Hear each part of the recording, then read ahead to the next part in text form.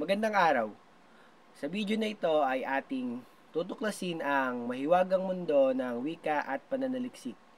Ang dalawang susi sa pagpapaunlad at pagpapayaman ng ating kultura, kasaysayan at kinabukasan. At ipapakita rin dito ang kahalagahan nito. Ano pa nga ba ang hinihintay natin? Kaya natin simulan.